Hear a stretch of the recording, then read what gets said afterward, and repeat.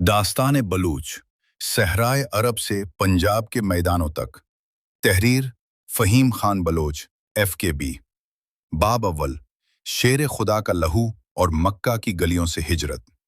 ये कहानी रेगिस्तान अरब की तपती रेत से शुरू होती है, जहां 568 ईस्वी में एक ऐसी शख्सियत ने जन्म लिया जिसकी हैबत से कुफ्र थर्राता था। हजरत अमीर हमजा रजी अल्लाह अन, अल्लाह का शेर और हुजूर सल्लल्लाहु अलैहि वसल्लम का लाडला चचा। तारीख गवाह है कि जब अहद के मैदान में उस शेर ने जाम शहादत नोश किया तो फरिश्ते भी रो पड़े थे, मगर कुदरत को उस पाक लहू से एक अजीम कौम की बुनियाद रखनी थी। उनके साहबजादे अम्मारा बिन हमजा ने जब कूफा और बसरा की खाक छानी तो उनके सीने में वही कुरैशी गैरत मोजजिन थी। उनकी नस्ल जब असद तक पहुंची तो अरब के कबीला बलूच से उनका रिश्ता ऐसा जुड़ा कि नाम की पहचान ही बदल गई।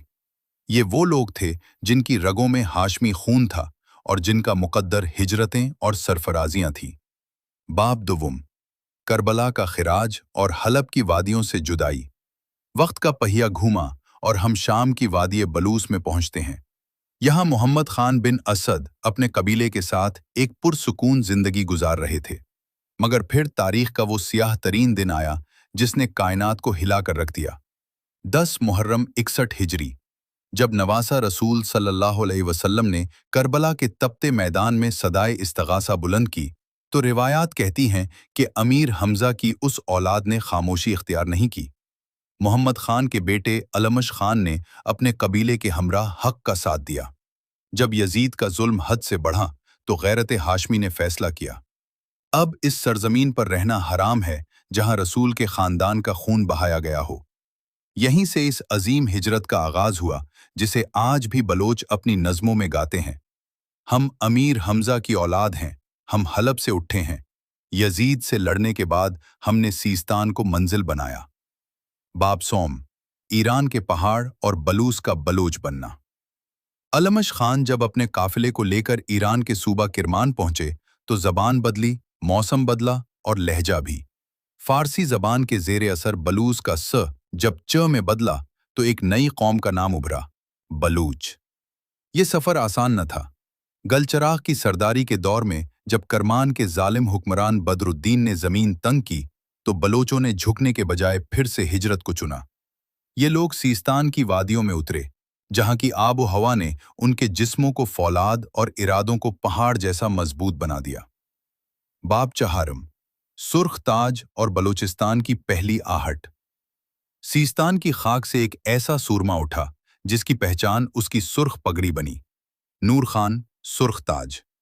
ये वो दौर था जब बलोच कबाइल ने पहली बार मौजूदा बलूचिस्तान के मकरान और कल्लात के इलाकों की तरफ रुख किया।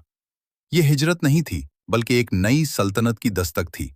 उनके बेटों मीर अम्मारन, मीर बलोच और मीर दोस्त मोहम्मद ने नस्ल दर नस्ल उस कबीले को वो शनाख्त दी कि आज दुनिया उन्हें उनके नाम से जानती है। बाब पंजुम मीर जलाल खान और 44 कबाइल का इत्तेहाद। अगर बलोच तारीख का कोई एक मरकज है तो वो मीर जलाल खान है। 11वीं सदी का ये वो सूरमा था जिसने बिखरे हुए 44 बलोच कबाइल को एक मुट्ठी में जमा कर दिया। उसने साबित किया कि बलोच एक रेवर नहीं बल्कि एक मुनज़्ज़म फौज है।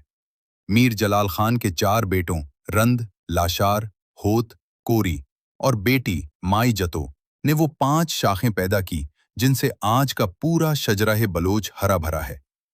कीच मकरान में उनकी वफात के बाद अगरचे भाइयों में जुदाई हुई, मगर उनकी औलादें अब रुकने वाली नहीं थी। बाब शिशम मीर चाकर आजम और पंजाब की फतह। दास्तान का सबसे रोशन बाब 15वीं सदी में मीर चाकर खान रिंद ने लिखा। 18 साल की उम्र में सरदारी संभालने वाला ये जवान, जिसे तारीख चाकर आजम कहती है। रिंद और लाशारियों की 30 साला जंग के बाद जब मीर चाकर ने पंजाब का रुख किया तो जमीन दहल गई।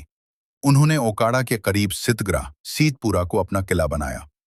जब मुगल शहंशाह हुमायूं अपना तख्त खोकर दर दर की ठोकरें खा रहा था तो यही वो बलोच थे जिन्होंने उसे सहारा दिया। मीर चाकर के बेटे शहादात खान की तलवारों ने हुमायूं को दोबारा दिल्ली का तख्त दिलाया। इनाम में मुगलों ने पंजाब की वसी जागीरें बलोचों के तदमों में ढेर कर दी। बाब हफ्तुम आज का बलोच। एक आलमगीर हकीकत। वादी बलूच से शुरू होने वाला ये सफ़र आज सितगरा, डेरा गाजी खान, मुल्तान और फैसलाबाद के चुकूक तक फैल चुका है। आज सिंध में तालपुरों की हुक्मरानी की यादें हों या पंजाब के मैदानों में लहलहाती बलोचों की फसलें, ये कौम अपनी जड़ों को नहीं भूली। आज पाकिस्तान की मिट्टी से लेकर खलीज के साहिलों तक करोड़ों बलोच इस बात पर फख्र करते हैं कि उनका शजरा मक्का के कुरैश से मिलता है और उनकी गैरत करबला के शुहदा की अमीन है।